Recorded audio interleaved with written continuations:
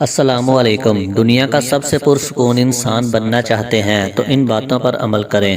اپنے دن کی شروعات نماز فجر اور صبح کے اذکار سے کیجیے تاکہ آپ فلاح و کامرانی سے سرفراز ہو سکیں۔ برابر استغفار کرتے رہیں تاکہ شیطان آپ سے مکمل مایوس ہو جائے۔ دعا کرنا کبھی نہ چھوڑیں کیونکہ یہی نجات کا راستہ ہے۔ یاد رکھیے، آپ کی زبان سے نکلنے والے ہر لفظ کو فرشتے لکھ رہے ہیں۔ ہمیشہ اچھی امید رکھیے اگرچہ آپ کتنے ہی مشکل حالات سے دو چار ہوں۔ انگلیوں کی خوبصورتی اس کے ذریعے تسبیح کرنے میں ہے۔ جب غموں کا ہجوم ہو اور مشکلات کی آمد ہو تو لا حول ولا قوت الا باللہ کثرت سے پڑھیے۔ غریبوں اور مسکینوں پر خرچ کر کے ان سے دعائیں اور محبتیں حاصل کریں۔ یقین جانیے اس سے بہت سکون ملتا ہے۔ کچھ بولنے سے پہلے سوچئے کیونکہ الفاظ بھی قاتل ہوتے ہیں۔ مظلوم کی بد دعا، محروم کے آنسو سے بچو۔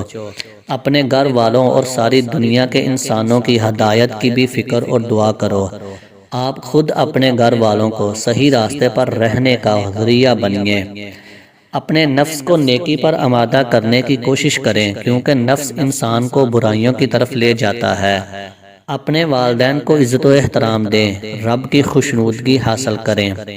آپ کے پرانے کپڑے غریبوں کے لیے نئے ہوتے ہیں۔ غصہ نہ کریں، زندگی بہت مختصر ہے۔ یاد رکھو تمہارے ساتھ وہ ذات ہے جو سب سے زیادہ غنی اور طاقتور ہے۔ گناہ کی وجہ سے دعا کرنا بند مت کرو۔ مشکلات و مصائب میں نماز بہترین معاون و مددگار ہوتی ہے۔ پرسکون زندگی گزارنا چاہتے ہو تو بدگمانیوں سے بچو۔ ہر مصیبت اور بلا کی جڑ اللہ سے منہ موڑنا ہے، اس لیے اللہ کی طرف رجوع کرو۔ ایسی نماز پڑھو جو تمہیں تمہاری قبر میں کام آئے۔ جب تم کسی کو غیبت کرتے ہوئے سنو تو اس سے کہو کہ اللہ سے ڈرو۔ سورۃ ملک پابندی سے پڑھو کیونکہ یہ نجات دینے والی سورت ہے۔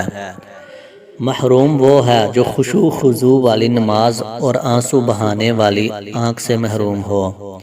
بولے بالے ایمان والوں کو تکلیف مت دو۔ ساری محبت اللہ اور اس کے رسول کے لیے کرو۔ جو تمہاری غیبت کرے اسے معاف کر دو کیونکہ اس نے تمہیں مفت میں اپنی نیکیاں دے دی ہیں۔ نماز، تلاوت اور ذکر و اذکار گلے کا خوبصورت ہار ہیں۔ اگر رات کی تاریکی ختم ہو گئی تو تکلیف بھی ان قریب دور ہوگی۔ بحران بھی ختم ہوگا اور پریشانی بھی گزر جائے گی۔ فضول باتوں سے اپنے آپ کو دور رکھو کیونکہ آپ کے پاس اس سے بھی بڑے بڑے کرنے کے کام ہیں۔ خشوع خضوع کے ساتھ نماز پڑھو کیونکہ نماز کے علاوہ جو بھی چیزیں آپ کی منتظر ہیں وہ اس سے کم درجے کی ہیں۔ دنیا خوبصورت ہے مگر تم اپنے ایمان کے ساتھ اس سے زیادہ خوبصورت ہو۔ جو دوزخ کی آگ کو یاد رکھے گا وہ برائی سے دور رہے گا۔ خشوع خضوع کے ساتھ کیا گیا ایک لمبا سجدہ آپ کی ہر دلی مراد کو پورا کروا سکتا ہے۔